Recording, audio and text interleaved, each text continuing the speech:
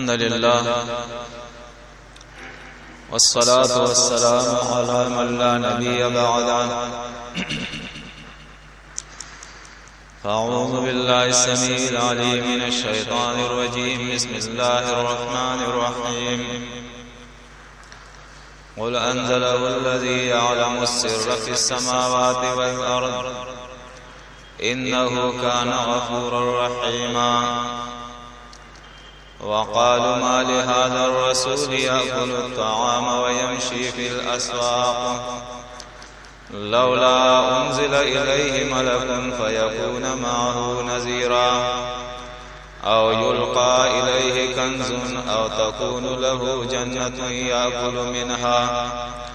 وقال الظالمون إن تتبعون إلا رجلا مسحورا. انظر كيف ضربوا لك الأمثال فضلوا فلا يستطيعون سبيلا. سورۃ الفرقان کی آیات آپ کے سامنے تلاوت کی ہے. آیت نمبر 6 سے آیت نمبر 9 تک. سورہ کی ابتدا کے اندر اللہ رب العزت نے قرآن کے نزول کا مقصد بیان فرمایا ہے. تبارک الذی نزل الفرقان علی عبدہ لیکون للعالمین نذیرا. برکت والی ہے وہ ذات جس نے اپنے بندے پہ فرقان کو نازل کیا، یعنی وہ کتاب جو خالق اور مخلوق میں فرق سکھاتی ہے، جو توحید اور شرک کے اندر فرق سکھاتی ہے، جو حق اور باطل کے اندر فرق سکھاتی ہے. لیکون للعالمین نذیرا، تاکہ اللہ کا رسول پیشگی لوگوں کو اطلاع کر دے، بتا دے کہ جس کسی نے اس فرقان کی بات نہیں مانی، خالق اور مخلوق کے اندر فرق نہیں کیا، شرک اور توحید کے اندر فرق نہیں کیا، حق اور باطل کے اندر فرق نہیں کیا، تو ایک ایسا دن آنے والا ہے کہ اس دن تمام انسانوں کی پیشی اس رب کے سامنے ہوگی. اللہ کی عدالت کے اندر یہ کتاب پڑھی ہوگی اور اس کتاب کے مطابق پھر فیصلہ ہوگا.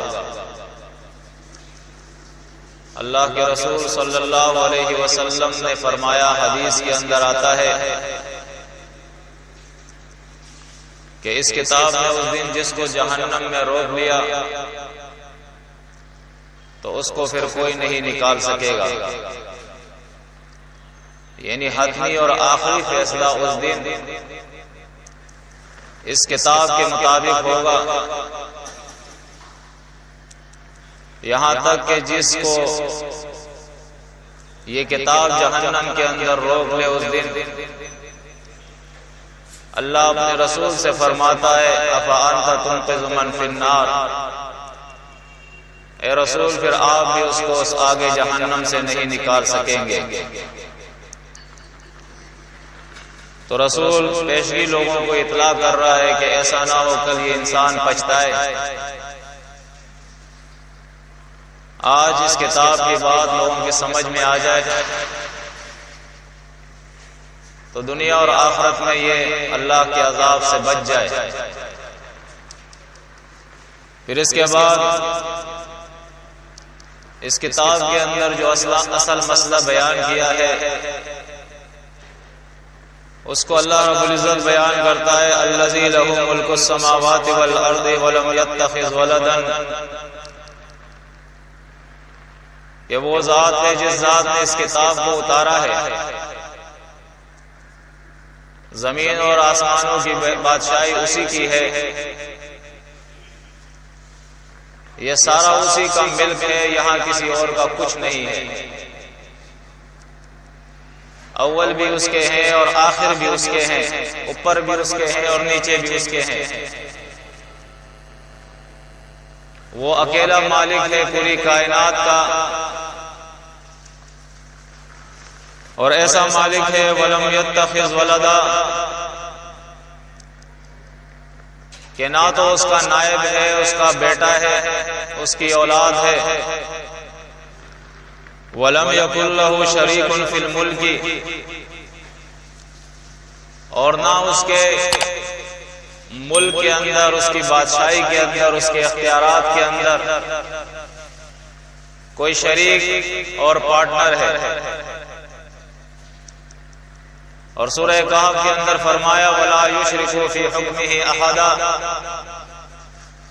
اور نہ وہ اپنے فیصلوں کے اندر، اپنے احکامات کے اندر کسی کو شریک ٹھہراتا ہے۔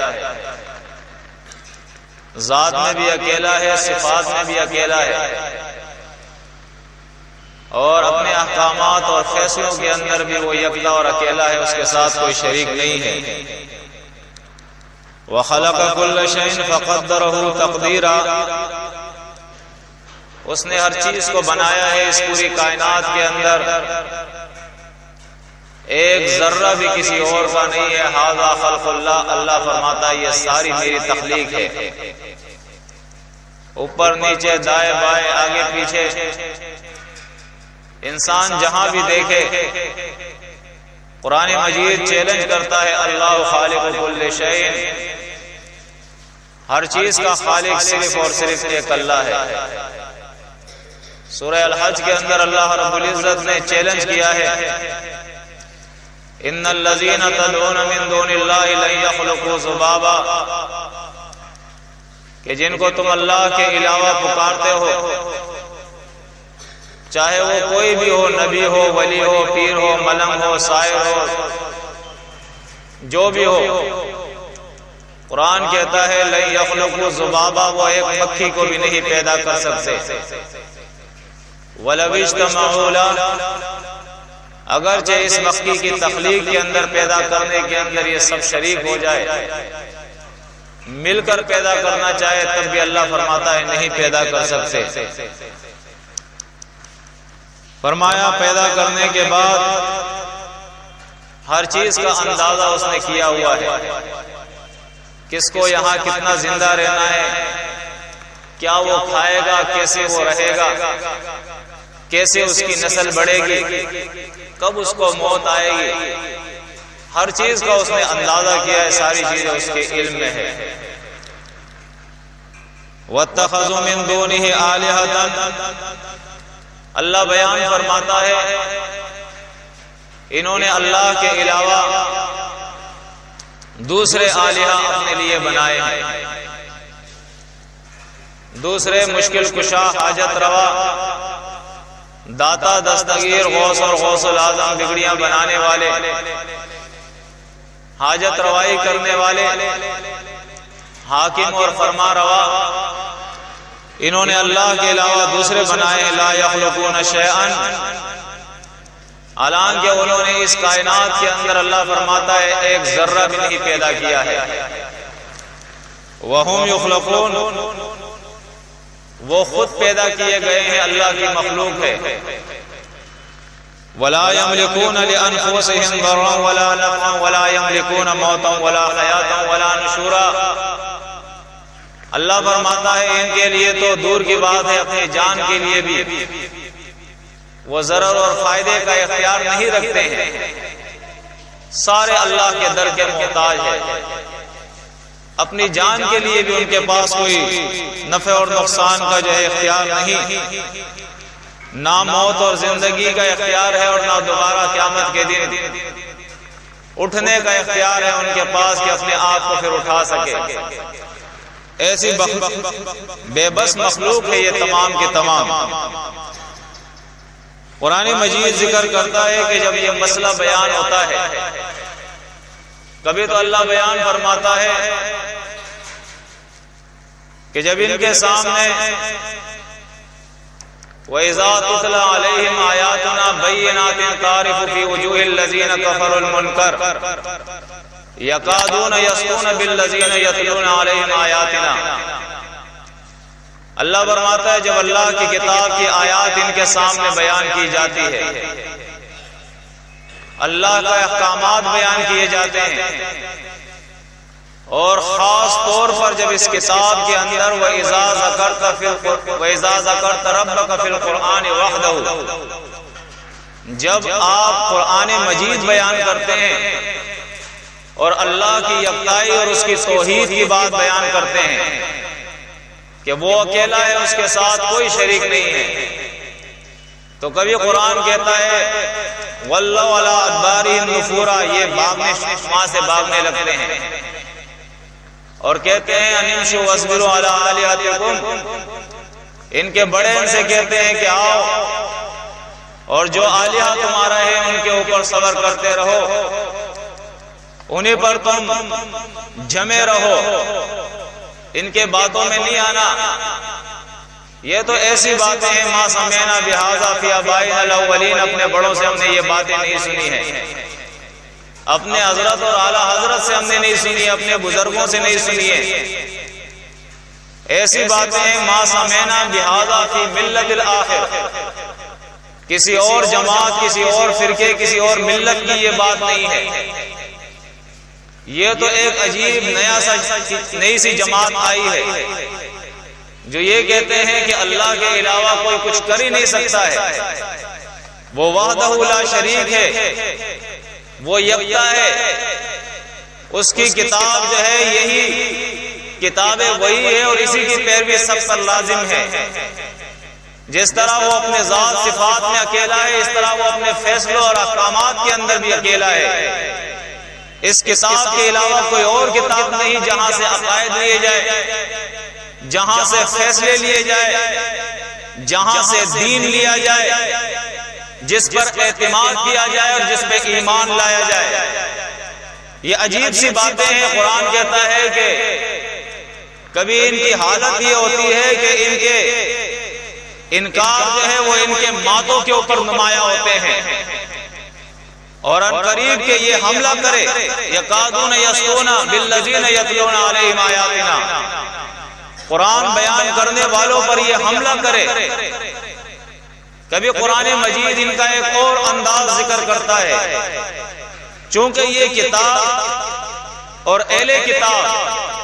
اہل ایمان، اہل توحید، وہ لوگ ایسے ہوتے ہیں کہ ان چیزوں کی وہ پرواہ نہیں کرتے ہیں۔ ان کا یہ ایمان اور عقیدہ ہوتا ہے کہ یہ کائنات اللہ کی مٹھی میں ہے، اس کے حکم کے علاوہ یہاں کچھ نہیں ہو سکتا ہے، لہذا موت اس کے ہاتھ میں ہے، زندگی اس کے ہاتھ میں ہے، نفع اس کے ہاتھ میں ہے، نقصان اس کے ہاتھ میں ہے۔ پھر یہ زندگی اصل نہیں ہے، اصل زندگی تو آخرت کی ہے، نگاہیں وہاں لگی ہوئی ہے۔ لہذا ان لوگوں کو دھمکیوں سے، مخالفتوں سے، لالچ سے کوئی جو ہے وہ باز نہیں رکھ سکتا،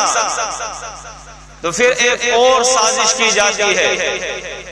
کہ حق پرستوں کو بدنام کیا جائے، ان کے خلاف پروپیگنڈا کیا جائے تاکہ لوگ ان سے رکے، ان کے قریب لوگ نہ جائے۔ اس لیے یہ ایسی باتیں ہیں کہ جو ان کے پاس جاتے ہیں وہ ان کے اثر میں آ جاتے ہیں، ان کے دل اور دماغ کے اندر یہ بات بیٹھ جاتی ہے، کیونکہ قرآن مجید کے اندر آپ اسلام کے ان سخت ترین دشمنوں اور مخالفت کرنے والے لوگوں کے حالات دیکھیں، جو واقعات اللہ نے بیان کیے ہیں۔ فرعون کے سامنے موسیٰ علیہ السلام نے دعوت رکھی ہے، معجزات پیش کیے ہیں، دلائل پیش کیے ہیں،